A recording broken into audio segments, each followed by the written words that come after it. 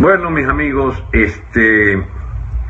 inicialmente yo voy a hacerles una exposición un poco inhabitual y por lo tanto me voy a quitar la lente para no tener la tentación de responder preguntas sobre la marcha, porque el encuadramiento de lo que quiero decirles está contenido en un Twitter que se ha hecho viral, por lo menos a mí me llegó de 2 o 3 cadenas distintas, sobre un hipotético plan del chavismo, un supuesto plan del chavismo de cómo conservar el poder. Y es algo muy ingenioso, pareciera algo muy bien estudiado por el G2 cubano, que echa a rodar. Es una mente muy perversa la que concibe el plan.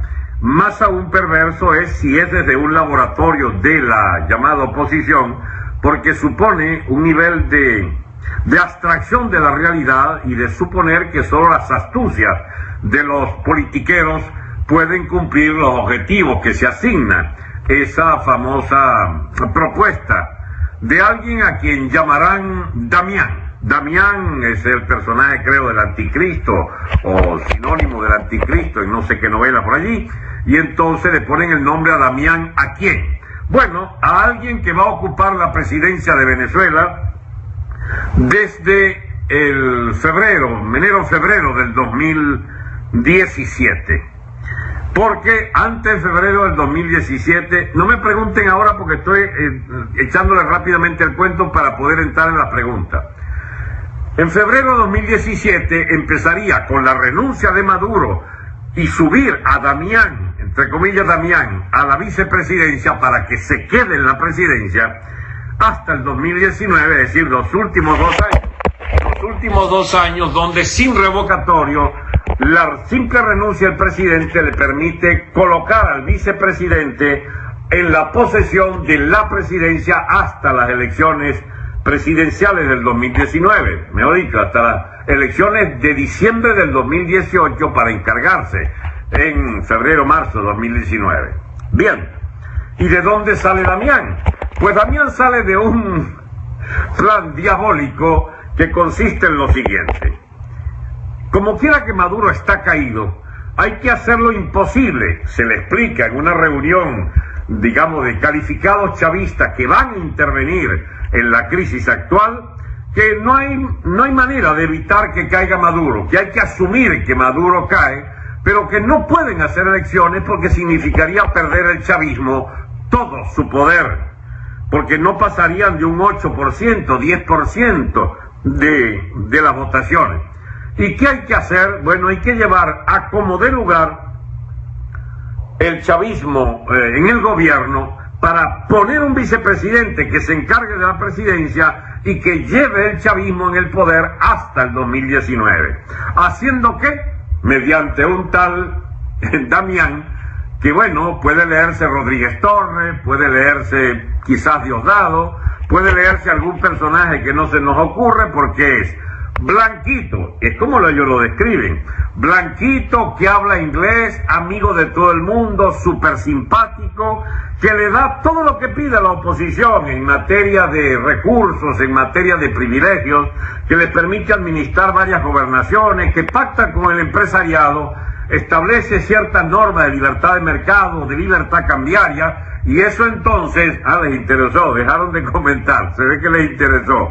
Y entonces el tal Damián, que es una figura, digamos, muy ingeniosa, se relaciona con los Estados Unidos brillantemente, es algo así como lo ideal como presidente en esos 2 años, para efectos de recuperación de la economía, que se supone puede entonces subir enormemente impuestos de todo tipo en base a la producción masiva y a la recuperación del empleo y la recuperación del consumo, la recuperación del mercado internacional de Venezuela, libre circulación de capitales, hay libertad y seguridad cambiaria, etcétera. A veces creo que fue leyéndome o oyéndome que inventaron ese personaje llamado Damián. Y entonces dice que recuperado el chavismo hasta un 30% del electorado, arriesgarse a que efectivamente perderán las elecciones de diciembre de 2018, y entonces ellos, perdiendo el poder, ellos entonces sí pasarían a una oposición que van a ver lo que es bueno con una preparación minuciosa de un gran aparato armado, de logística en el interior de la República, insinuando que formarían guerrillas poderosas y una capacidad de protesta social con ese 30% electoral recuperado gracias a una tenaz mejoramiento del nivel de vida lograda desde el gobierno de Damián, que es promovido por ellos, y entonces, llegado a esa elección de la oposición, le harían la vida imposible. El chavismo se recuperaría con este partido marxista-leninista, digamos, muy disciplinado militarmente,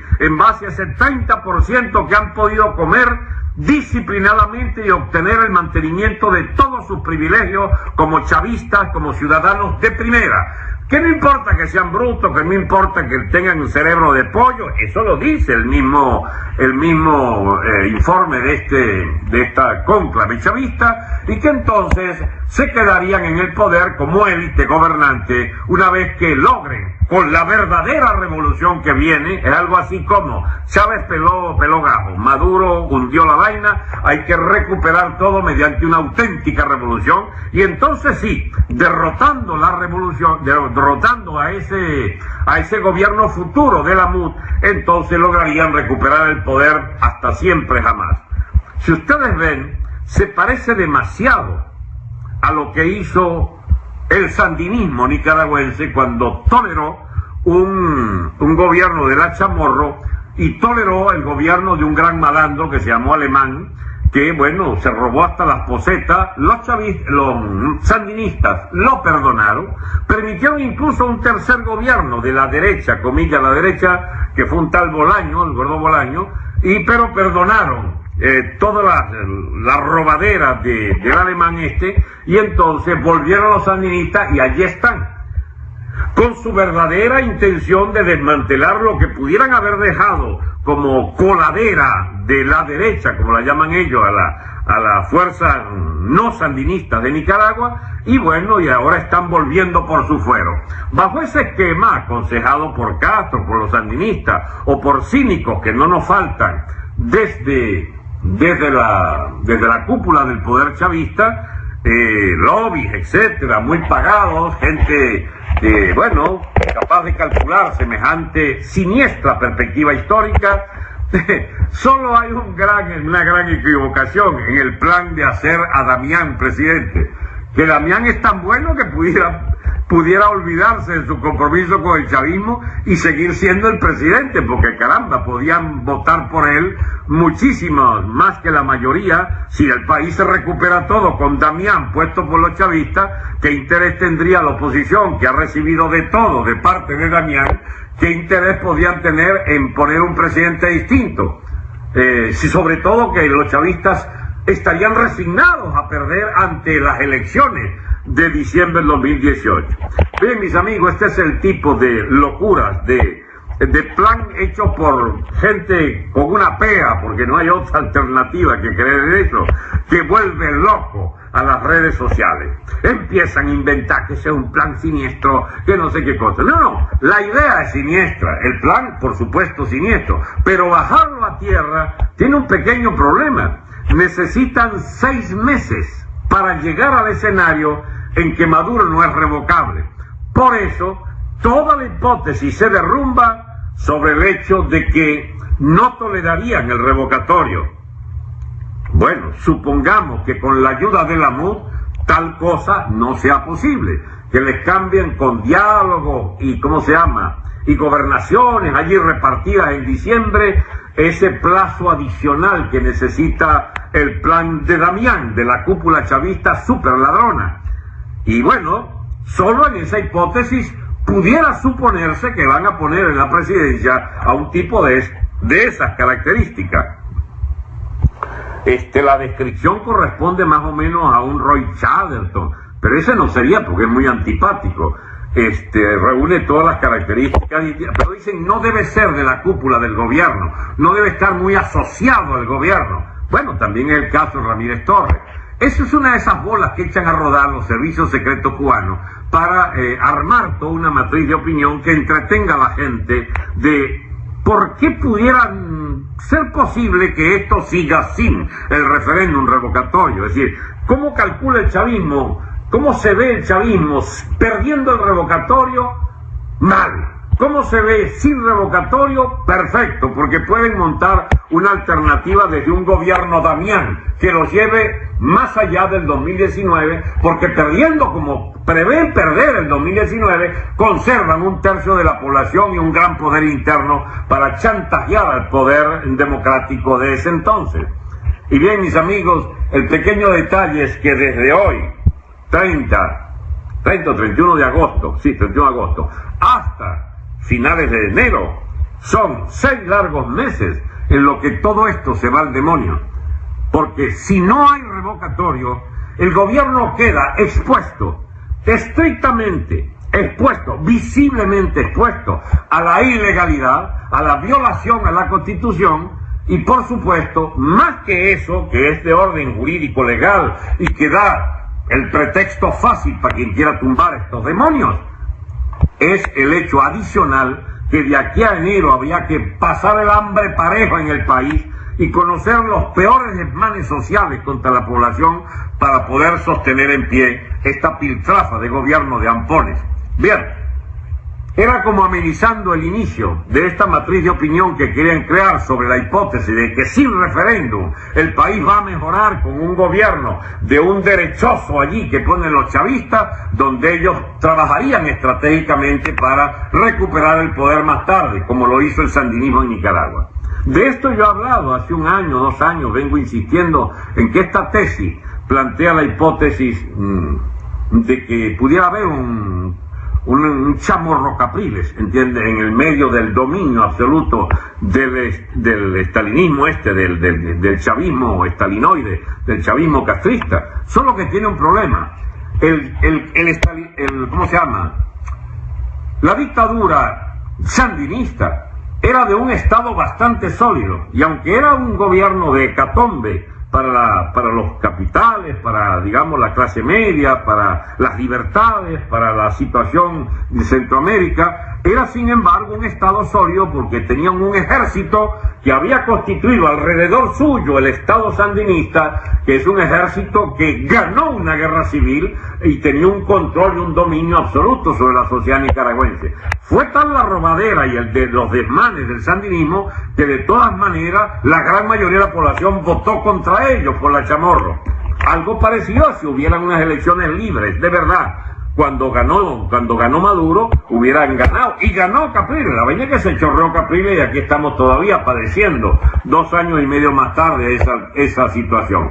Pero ojo que todas estas cosas se discuten con la mayor tranquilidad, no se agiten, no se caigan a coba, no abracen, digamos, cualquier locura que dice la gente, porque todo está abierto, se supone que pase. Bueno, todo es posible. Pero lo más posible es que esta mugre de gobierno caiga en las próximas semanas, 1 o 2 meses, póngale, cuando abiertamente ilegales y, y sitiados por el hambre popular, no es la clase media la que lo tumba, es el pueblo que votó rojo y dejará de votar rojo y expulsará a los rojos desde la calle con gente hambrienta sobre las que las Fuerzas Armadas no va a disparar. Ok, veo entonces, Franceschi, ¿qué pasa el lunes? ¿Qué pasa? Díganme ustedes qué es lo que va a pasar el lunes. Si no hay resultado, ¿de qué tipo? ¿Hay alguna noticia que yo no sé? Es que el lunes debe decidir el CNE o algo así por el estilo. Hoy por primera vez NBC, hábleme de la crisis de Venezuela. Sí, exacto, está tomando... Dicen que puro techo. Ustedes dirán, calle y más calle. Apareció la calle. El abuelo. Tranquilo, por favor. Bueno, entonces, ¿qué les parece el cuento que les eché o no lo oyeron? Capriles aceptará todo lo que invente el PSV. Saludos. Yo lo veo perfecto, a los doctores de Alemania. Me parece la declaración de Marco Rubio. No la vi, la declaración de Marco Rubio. La verdad que el problema es que Marco Rubio pesa la 10ª parte de lo que pesaba hace 2 o 3 meses atrás. Sir Alberto, saludos de San Román. Bueno, mucho gusto, amigo. Yo no lo escuché. ¿Cuál cuento? Ok. El cuento inicial de lo que está circulando por Twitter de que los chavistas tendrían una hipótesis de gobierno donde sin revocatorio van a cambiar a Maduro por un personaje que lo llaman Damián imaginariamente, y Damián hace un gobierno muy hacia la derecha, y entonces le permite al chavismo recuperarse en esos 2 años finales de su control del poder, para incluso perdiendo las elecciones en el 2018, a finales de 2018. Es un cuento chino, efectivamente, que andan lanzando por allí. Bueno, entonces, el revocatorio. A ver, hagamos una rápida encuesta aquí. ¿Ustedes creen que el revocatorio pueda darse, habiendo dicho el chavismo que no acepta de ninguna manera ese revocatorio? Entonces, ese es el problema que tenemos planteado. Mire, 1, 2, 3, 4, 5, 6. Hay uno que dice que sí, 7, 8, 9, 9 a 2, 10, 11, 11 a 2, 13 a 2, no, 13 a 3, 14, 15, 16. ¿Ves? ¿Se dan cuenta? Nadie cree en ese, bueno, nadie no, muchísimos no creemos en ese revocatorio, porque es que creemos que hay que, digamos, tomar en serio a estos zampones. Ellos dicen que no va porque no les interesa que puedan ser sacados del poder antes de diciembre, y aspiran a contar con la venia, con la blandenguería de todos estos años de la muda, para, llegando con algunas concesiones que les tiren por allí en las gobernaciones, etcétera, y a punta de diálogo, aspiran llegar efectivamente a principios del año que viene, y entonces asumir el chavismo, que debe irse Maduro, pero que dejan un chavista al mando del Estado, controlado por el chavismo. Saludos de Palma, Mallorca. Dudo que vaya adelante el revocatorio, así es, hasta desde afuera ustedes están enterados. Bueno, mis amigos, no me avisó, doctor Franceschi, qué bueno verlo por acá. ¿Y cómo te voy a avisar? Chorcina, ¿qué agua? Saludos. Hoy manda Padrino hasta el 2019. Padrino es el último chance en la jerarquía militar que le queda al gobierno para que no le estalle un lío en las Fuerzas Armadas. Muy bien, pero ¿cómo evita Padrino que estalle la crisis social que está desarrollándose a una velocidad impresionante con, digamos, el hambre? ¿Va a militarizar la población? Ya militarizó la repartidera de comida y sigue igual o peor que antes. De manera que lo de Padrino hay que tener bastante optimismo chavista rojo para creer que eso pueda mantenerse a flote, un gobierno que es una calamidad nacional. Y los soldados y oficiales ya empiezan a ver cómo les odian más que antes, porque ahora el hambre tiene la responsabilidad de Padrino directa. Los cubanos tienen 50 años de hambre, sí, pero esto no es Cuba. Aquí no hubo una revolución como en Cuba. Aquí hubo una mamadera de gallo y mucho real que tuvo Chávez para montar este tinglado de ampones. Yo no tengo esperanza en que me escuchen cuando hablo de esto, que uno lo ha estudiado, de que el proceso venezolano no tiene nada, pero nada que ver con Cuba. Solo se parecen, digamos, en la superficie de los problemas, cuando dicen cosas parecidas a los cubanos, con todas las estupideces que dicen en materia de política internacional, por ejemplo, pero no hubo nunca gobierno más alcahueta de las empresas internacionales que el chavismo. Nunca hubo gobierno más hablador de tonterías sin que esto tuviera la menor consecuencia que las relaciones del chavismo con Estados Unidos.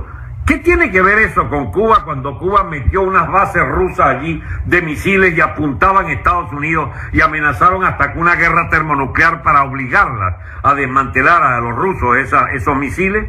En Cuba se nacionalizó absolutamente toda, hasta un patio de gallina que usted tuviera era del Estado. Todo, casas, tierra, cine, pulpería, peluquería, todo. Los carros, los transportes, todo era del gobierno. Eso nunca pasó en Venezuela. Aquí hubo un capitalismo de Estado heredado de ADI y Copey, a la cual estos malandrines le agregaron otras cosas. Las célebres expropiese. Pero eso es insignificante para compararlo con Cuba. Aquí lo que hubo fue una fuga masiva de capitales, un desmantelamiento de la industria por pérdidas masivas de muchos empresarios que no podían tolerar la controladera de precios y el control de cambio que arruinó a demasiado, y entonces el gobierno entró a administrar un colapso de una economía de la cual ellos, los burócratas del partido, se hicieron multimillonarios en dólares. Eso no ocurrió en Cuba. En Cuba hay privilegios de los burócratas, pero si alguien se robaba unos dólares que no fuera Fidel o a los que Fidel autorizó, lo fusilaban. En Venezuela no, mis amigos. En Venezuela hay por lo menos 10.000 millonarios en dólares chavistas, malandros de todo tipo. En la cúpula de Cuba no ha habido tanto lado, por supuesto, ya solo los Castro los que roban. Aquí ha robado, Dios mío, hay 10, 20.000 millonarios en dólares chavistas, mi amigo. ¡Hey! La mitad de la boliburguesía, la mitad con apellidos incluso, de gente que venía a la cuarta y les enseñó a robar, les enseñó a sacar capitales, les enseñó a transformar las ventajas del poder en tráfico de influencia. Entonces, no inventen que esto es igual que Cuba, no es. Puede ser peor, pero no es igual. Porque aquí lo que hay es todas las calamidades del llamado socialismo, sin las relativas, escuálidas ventajas de, por ejemplo, un racionamiento que data del año 60 en Cuba. Los CLAT se instalaron en Cuba en el año 60 y entonces a ti te llega a la casa o a la cuadra por los llamados Comité de Defensa de la Revolución, te llega un pollo por mes, un kilo de arroz, un kilo de maíz, un kilo de caraota, qué sé yo. Una bolsa esmirriada, pero que alcanza para sobrevivir. Mira la población cubana, toda flaquita, como si estuviera en dieta permanente. Ahí me imagino que no hay desnutrición, pero hay subnutrición. Es decir, comen medido, pues eso está medido. Usted no puede comerse más de 3 huevos, digamos, en el mes. Y todo eso va entonces a la canasta familiar del comunista Partido Cubano, que le entrega al comunista habitante su bolsa comunista de comida. Eso lo intentó hacer Maduro, pero ahora, cuando ya están espada contra la pared, y más con la espalda contra la pared, y ya sometido a una protesta popular impresionante, que nunca tampoco hubo en Cuba. La protesta en Cuba se hizo fugándose la gente por Mariel, que los dejaron ir 1 millón para Estados Unidos. Son dos realidades tan distintas, Dios mío, pero la gente inventa siempre una cosa fácil, ¿no? Que explique todo. Las filas en el exilio, mantenemos los parientes allá, así es. En Cuba, y también se parece en Venezuela en ese aspecto. Los emigrados empiezan a ayudar a los que se quedaron allá, no al diálogo blandengue. Exacto. Bueno, mis amigos, si no hay algunas preguntas importantes, podíamos centrarnos en una o dos reflexiones que ustedes puedan ayudarme a hacer para, celebrar este encuentro del día de hoy. Data Análisis los Data Análisis están pagados por intereses muy oscuros. Yo no voy a decir que el gobierno, yo voy a decir sencillamente de gente que ha hecho mucha plata con este régimen y les ha convenido todo lo que diga Data Análisis. Todo lo que diga Data Análisis, que es una encuestadora al servicio del régimen en su conjunto. Proponga soluciones. Muy bien. ¿Sí habrá revocatorio? No habrá revocatorio. ¿Cuál solución propongo? No tengo soluciones. El país se da una solución, que es la insurrección civil por hambre. Habrá un ascenso impresionante de las luchas populares, no en la clase media. La clase media seguirá, que el revocatorio, el diálogo y encuentros, qué sé yo, y todo lo que quieran, pacífico, eso sí, pacífico. No, los sectores populares van a por la cabeza del gobierno. Van a tratar de tumbarlo, van a incendiar medio país por hambre. Y las Fuerzas Armadas tienen que decir una de las dos alternativas que tienen. O matan 1.000 personas diarias en revolución social contra el hambre. Están tranquilos esperando la bolsa CLAT. ¿Quién le dijo a usted eso, mi amigo? ¿Usted va a creer que la amargura que hay en la población pobre de Venezuela esperando tranquilo una bolsa CLAT? No repita ese disparate, ¿sabe? Bien. Entonces, el encarcelamiento de Leoceni por sexta vez es una canallada del gobierno. ¿Qué más puedo decir? Lo he dicho varias veces y, Dios mío, mi solidaridad con la familia. Y bueno, yo lo único que puedo decir, y es en defensa de Leoceni, que él sabía el riesgo al que se exponía manteniéndonos en este canal informativo por su programa de Periscope, etcétera. Está pagando el precio de ser un luchador, y a los luchadores el gobierno los maltrata, los cerca, los revientan, salvo que no les piquemos para el exilio, como hice yo. Entonces, esta historia de cuál es el plan que uno puede ofrecer, les decía, era mi ventana, sí, en el Periscope. Yo también tenía otras que las mantengo, pero es indiscutible que el nexo con Periscope yo lo había mantenido los miércoles con él, y le agradezco infinitamente que tuvimos ese programa fijo. Ojalá pudiera yo hacer el tipo de programa que él hacía, que era basado en muchas informaciones en la calle, directo, etcétera, pero yo no puedo desde el exilio armar eso que él tenía. ¿Van a eliminar la Asamblea Nacional? Posiblemente. Narcosobrino, no sé todavía más de lo que ustedes saben. Bueno, la propuesta entonces para que esto termine es que las Fuerzas Armadas es la que tiene que decidir si va a rociar de tiros a los manifestantes hambrientos del país, o preferirá enfocar los fusiles hacia el gobierno y obligarlos a salir del gobierno. Eso es lo que yo creo que va a pasar. Y eso no llega a diciembre, para no equivocarme en una fecha más próxima que diciembre. Eso no llega a diciembre, porque de aquí a diciembre no hay revocatorio, y al no haber revocatorio habríase violado flagrantemente la Constitución.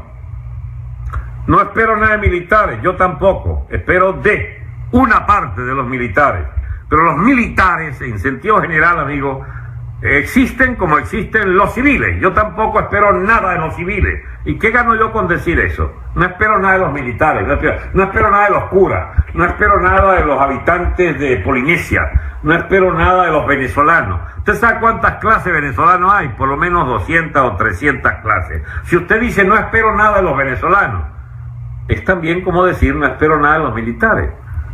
No significa nada, es una frase vacía, carente de sentido.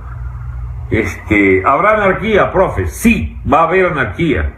1, 2, 3 semanas. ¿Usted sabe dónde hubo anarquía? Me lo contó Napurí. Me lo contó Napurí, un chileno que presenció, un peruano que presenció eso, pero también me lo contó mucho más cercano a mí, en los últimos años, el almirante Maribán Carratú, que habló con Pinochet varias veces.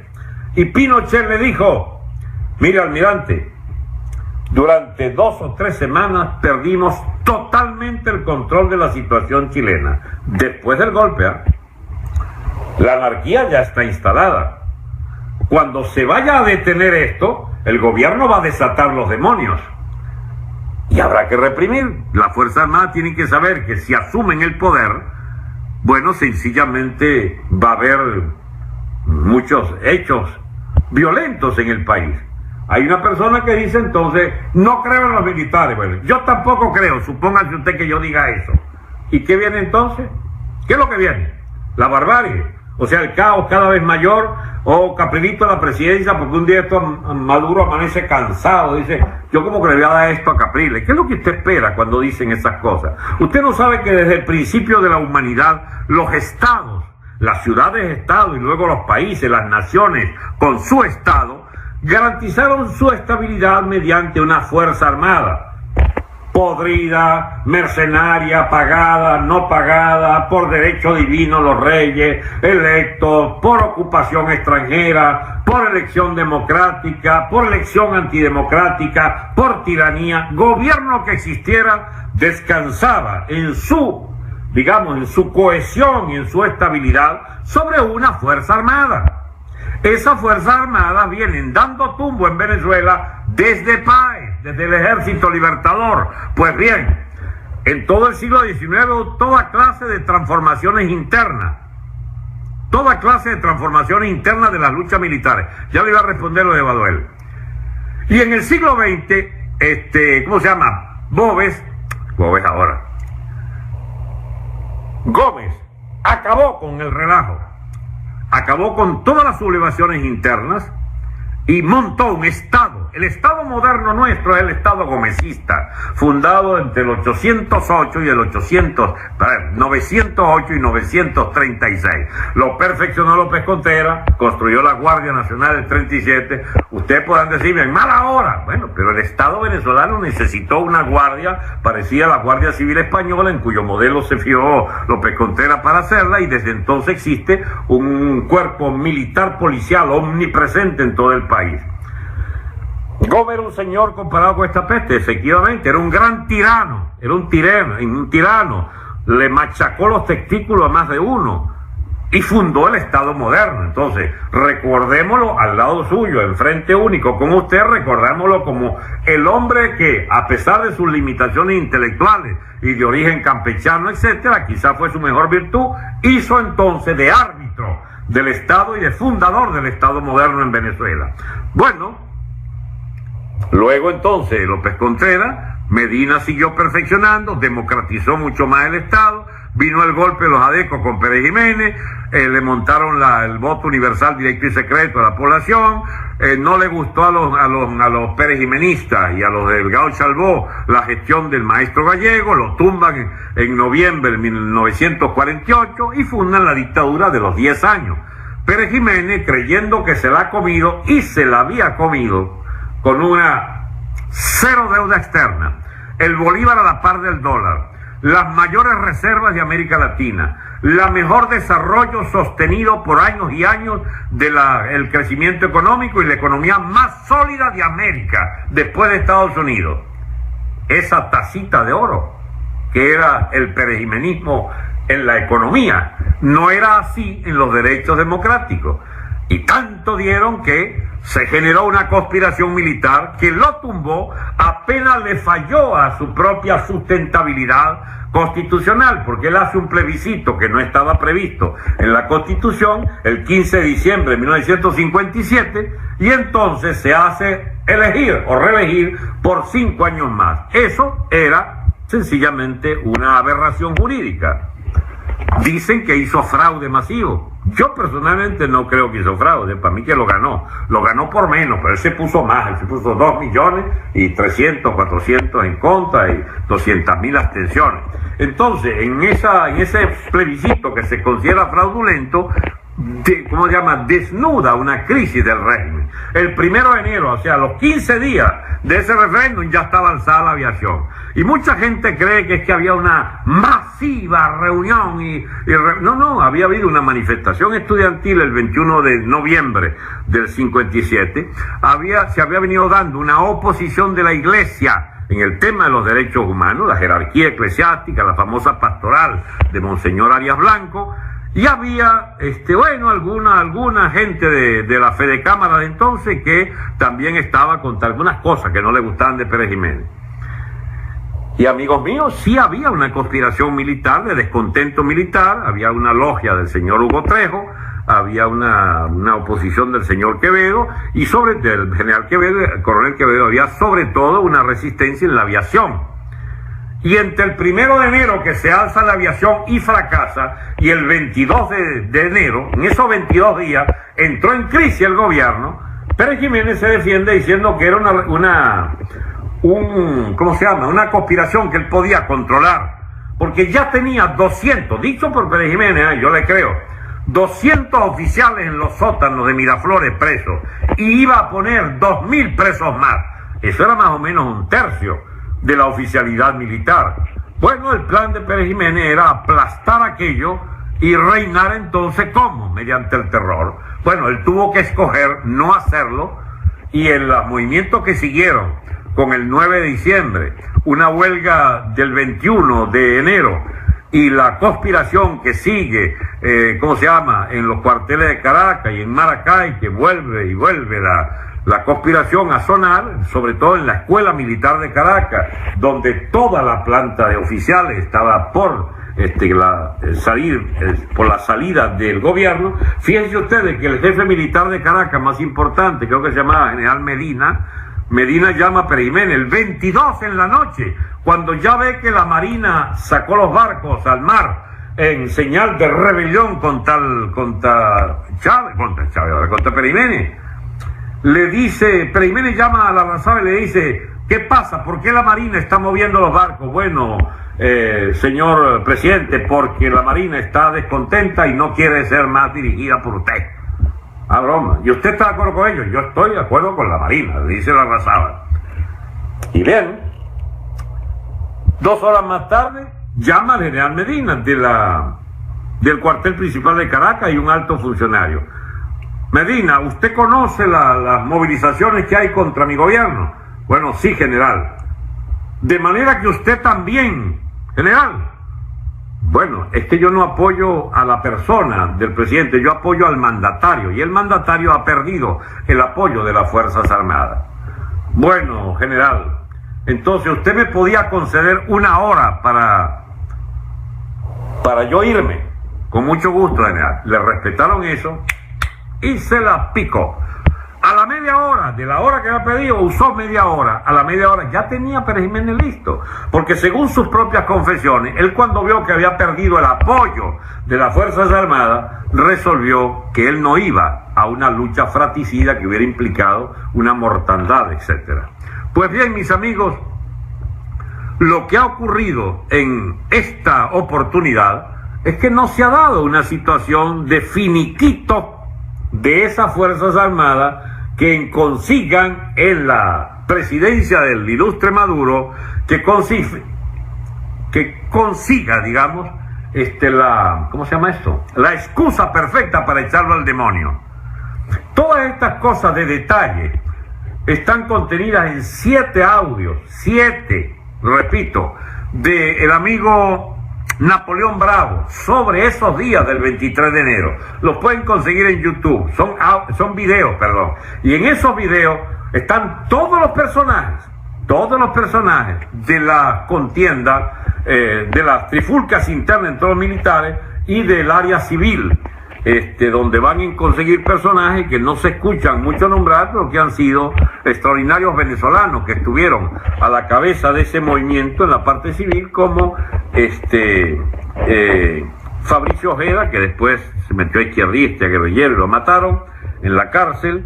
Estaría Amílcar Gómez, toda esta gente de URD, y estaba los más importantes fueron los de la propia Junta, pero antes de la Junta había gente que estuvo en la conspiración, y allí van a conseguir sus nombres todos en esos videos. Estoy tratando de acordarme el nombre, pero es un nombre: Centeno Lucinchi, propietario de la farmacia Gran Avenida de Caracas. Allí se realizaba toda la conspiración civil y militar, y las cosas que cuenta el amigo Centeno Lucinchi son de una verificación extraordinaria sobre todos esos días. Entonces, ¿cuánto tiempo para el golpe? No sé, si yo lo pudiera dar, yo lo doy esta noche. Ahora bien, la situación que les quiero comentar es que el propio Maduro no sabe si esta noche hay golpe. No se sabe cuánto puede durar un gobierno que enfrente la rebelión militar, porque tienen que dar 2 pasos la rebelión militar: desconocer la dirección de Padrino, que está allí, y de ángel guardián, mejor dicho, de diabólico representante de las fuerzas tenebrosas de Castro, controlando el Coroto, controlando las Fuerzas Armadas. Tienen que salir de Padrino para salir de Maduro, que es un pasito, un segundo pasito, digamos. Pero hay un tercer obstáculo, que era el que no se había previsto nunca: es que la MUD está en contra. Henry Ramos, Caprilito, Leopoldito, todos están en contra. María Corina no, María Corina es más inteligente que todos ellos juntos, y dice: aquí va a haber algo, puede haber algo militar, y tendría respaldo de la población. Casi lo dice, porque María Corina es la única que tiene seso realmente en toda esa oposición, que está allí, pues, en el terreno legal en Venezuela, o semilegal, porque la hostigan y la quieren envainar todos los días. Bueno, están en contra porque se acaba el negocio, así es. Entonces, esa oposición está pero totalmente en contra. Totalmente en contra. He leído que hay muchos militares detenidos. Sí, efectivamente, muchísimos. Profe, si se desata la anarquía, las Fuerzas Armadas arremeterán contra el pueblo, no contra el gobierno. Eso no es verdad. No es verdad. Tengo otras informaciones, mi amigo. Esto está de a toque. Contra el gobierno, no contra el pueblo. Para estar contra el pueblo, la situación del gobierno tenía que ser incomparablemente mejor. Que hubiera una situación económica. Fíjese usted qué útil que le haya contado lo de Pérez Jiménez. La situación económica cuando Pérez Jiménez era envidiable. Y sin embargo lo tumbaron. Lo tumbaron. Ahora mucha gente se pregunta, ¿y Baduel? ¿Y qué pasa con Baduel? Baduel es un general retirado, amigo, que está preso en Maracay. Él es ejemplo de muchas nuevas generaciones militares y con ellos tienen en él, los militares jóvenes, algo así como la voz más autorizada, con mayor autoritas, con mayor presencia de lo que podría ser, digamos, un plan de reconstrucción nacional. Baduel tiene un libro donde expone todas sus ideas y es una... Ya voy con lo de Carlos Andrés Pérez, Fanto.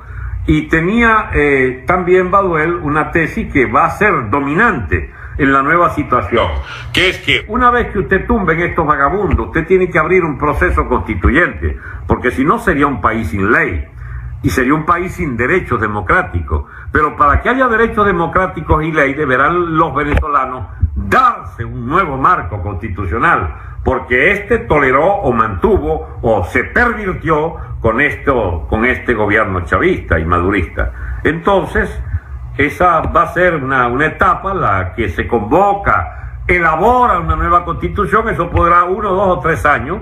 En esos 2 o 3 años habrá un gobierno de transición que debería fundar su estabilidad sobre un mejoramiento drástico e inmediato de la economía, yéndose al libre mercado, de los derechos políticos, soltando todos los presos, permitiendo el regreso de los exilados y estableciendo unas nuevas reglas de convivencia donde las libertades públicas no se malogren ni tenga nadie que atrincherarse en la ilegalidad para defenderse. Digan lo que digan, con la cuarta estábamos bien. Bueno, estaría bien usted, pero mucha gente que votó por enterrar la cuarta opinó otra cosa.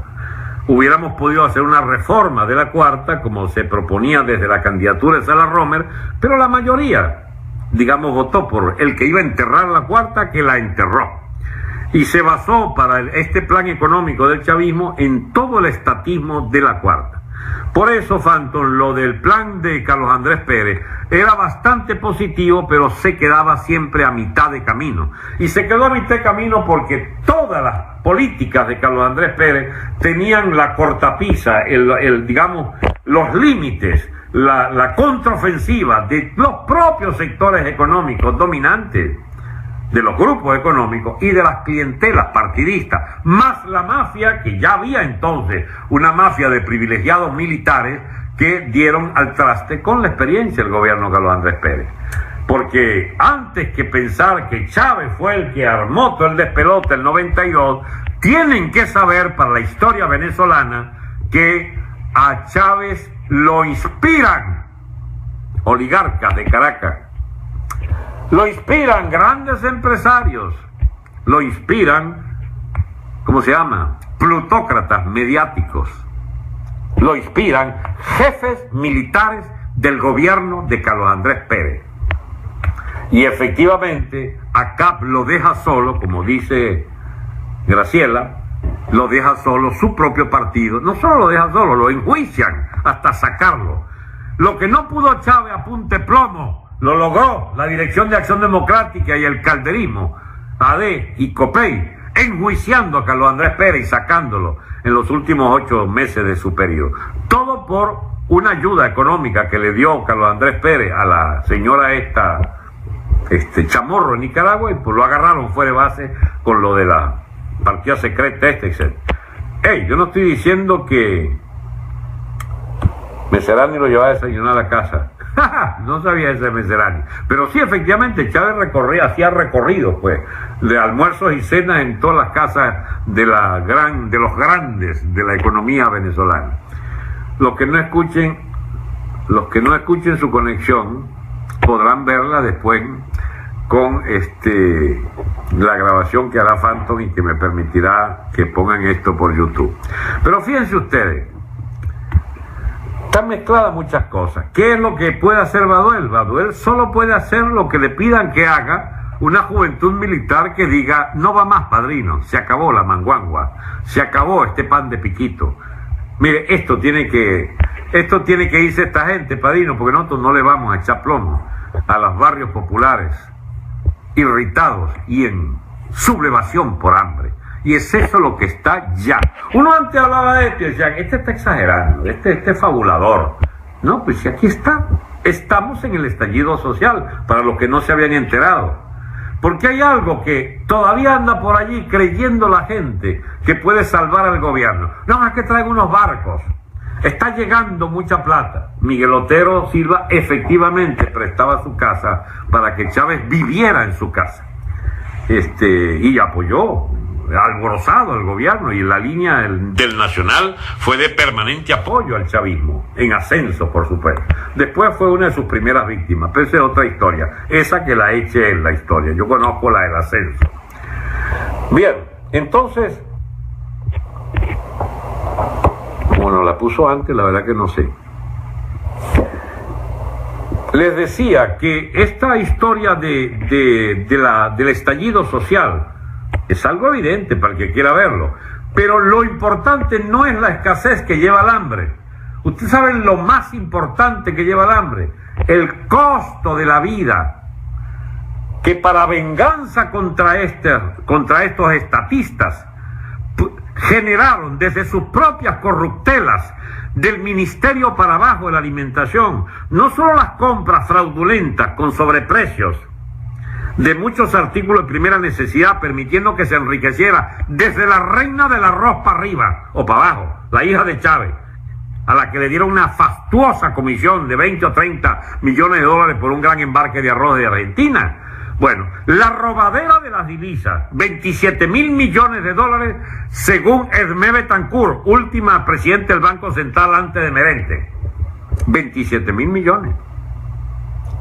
Esa era la plata de la comida del 2015-2016. Robados, defalcados. Pero además, el bachaqueo es hijo de todas las corruptelas oficiales y de la cúpula militar.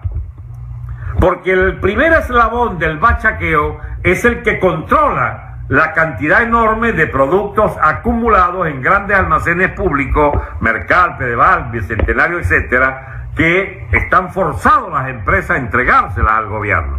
Y bien, amigos, los precios de los bachaqueos son incomprables para la inmensa mayoría de la población.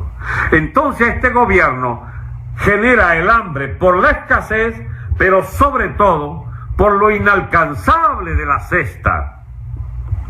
Porque han desatado una vorágine, como ellos mismos dirían, neoliberal, hambreadora, no sé qué cosa. Pero que es el resultado, valga redundancia, de la torta de la política económica del gobierno de 17 años. Entonces el bachaqueo es el que tumba al gobierno por sus precios.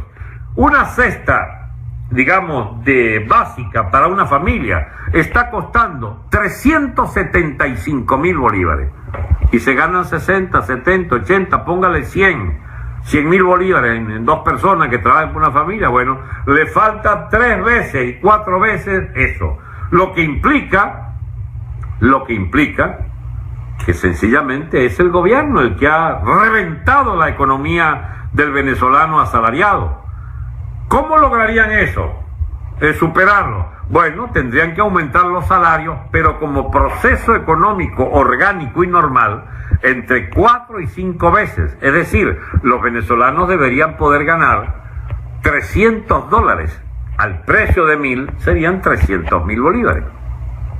Pero para usted poner a ganar 300.000 bolívares, es decir, $300 a la población, y equiparar ese poder de compra al de Cúcuta, usted debería no solo abrir la frontera, sino dejar que pasen todas las gandolas que quieran de Perú, Ecuador, Colombia, barcos de Panamá, que es el más cerca, barcos del Caribe, puente naval abierto absolutamente, puertos libres, aeropuertos de cielos abiertos, todo, para que ingrese al país en la más irrestricta libertad de importaciones, todo lo que se necesita para aumentar el abastecimiento.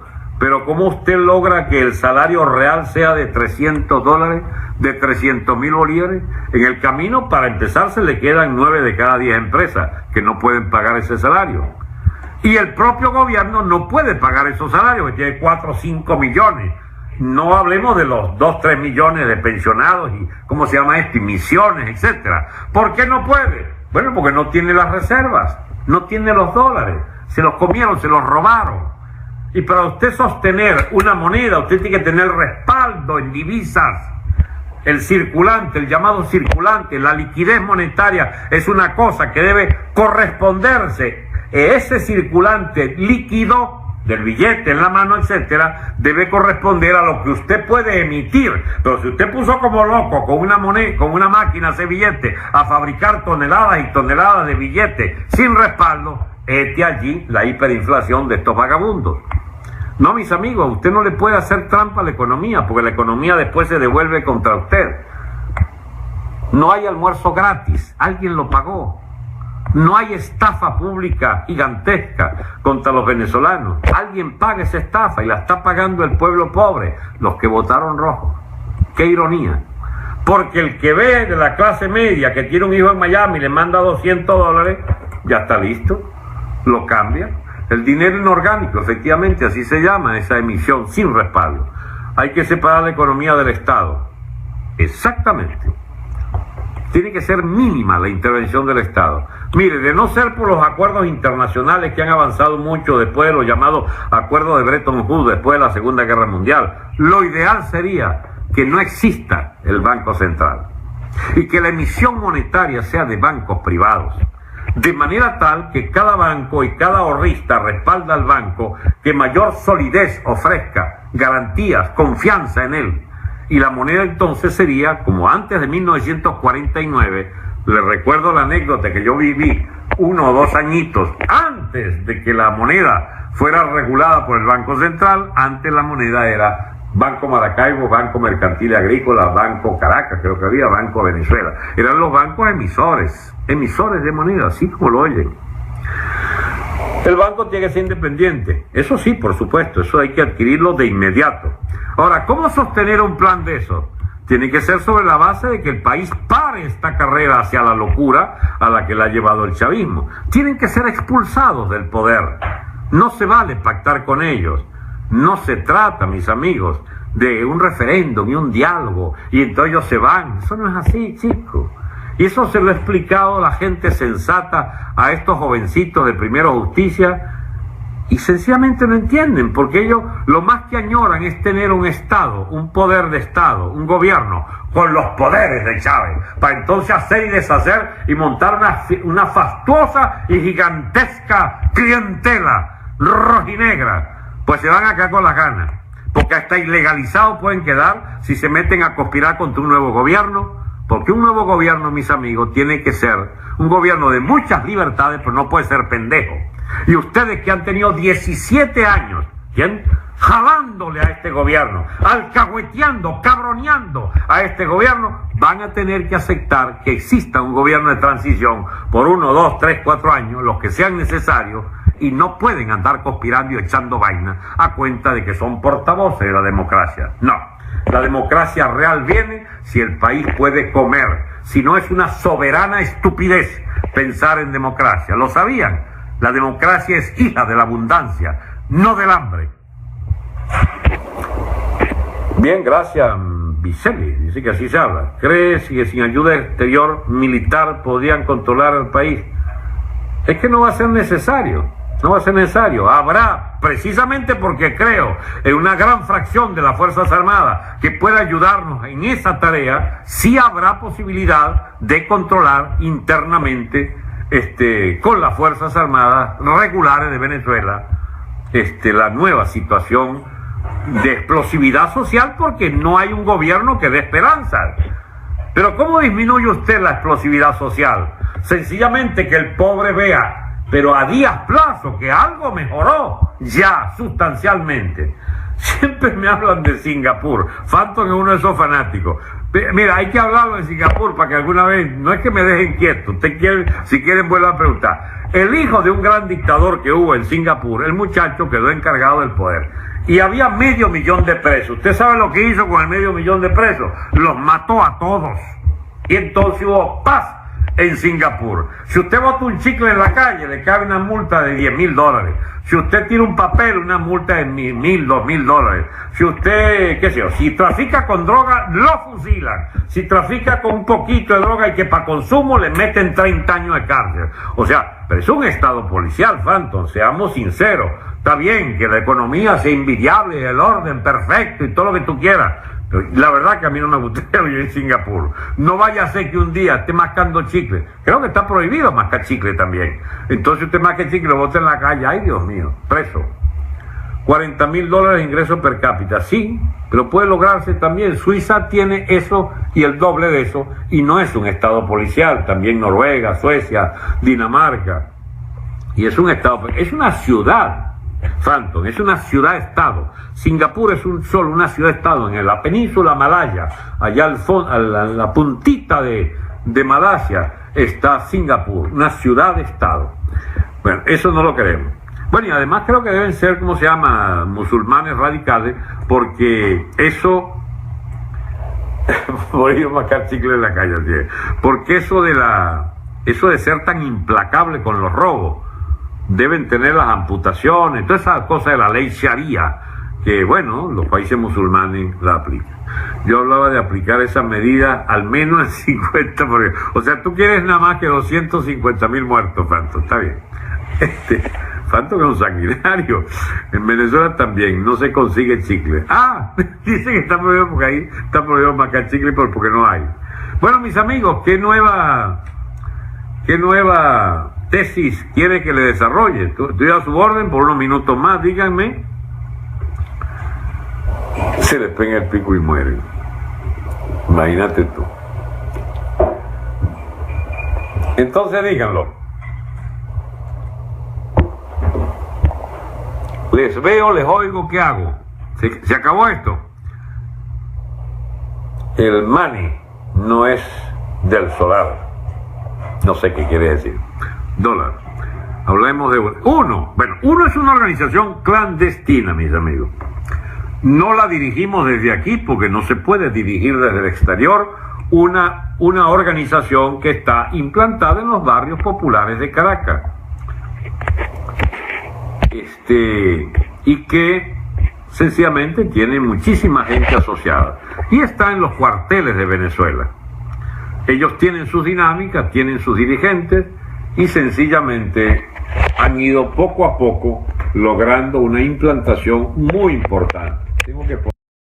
Entonces, los últimos minutos, ¿qué decimos? ¿Qué hacemos? Por ahí estaba el amigo Ignacio de León proponiendo algo que era muy importante, que puede conseguirse y debe conseguirse gente honorable, que pueda dirigir el gobierno.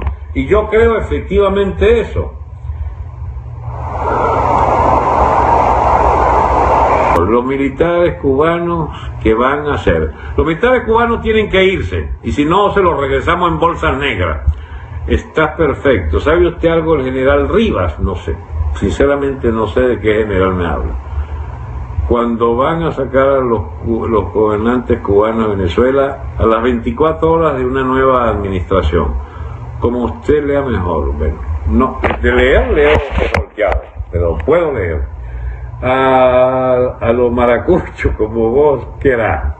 Bien, amigos, si no hay más temas, digamos, urgentes, lo dejamos para otro día. ¿Qué les parece? Y así, vous prenez congé de moi. Ustedes pueden despedirse de mí e ir a otras tareas. Hay que hacer oídos sordos a los otros análisis. ¿Cuándo nos vemos? Mire, pudiera ser mañana, pero habría que, yo lo que le estoy huyendo es a tener un compromiso que los amarra a ustedes y me amarra a mí, o me amarra a mí a ustedes, que es lo más complicado, porque uno está moviéndose aquí todos los días en esta historia de ver cómo acabamos con aquellos locos.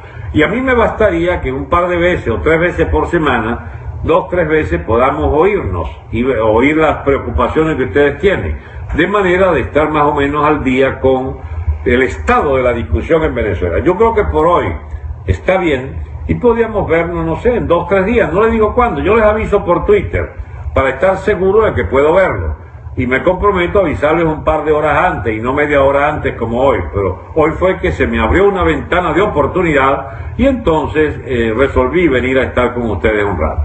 Bien, ha sido un placer. Mucho gusto haber estado con ustedes este rato y les deseo mucha suerte en esta Venezuela del desastre. Y a los que están fuera, bueno, aguanten un poco más la idea de volver viviendo de nuestros recuerdos, de los buenos, porque de los malos nadie vive. Hasta pronto entonces, cambio y fuera.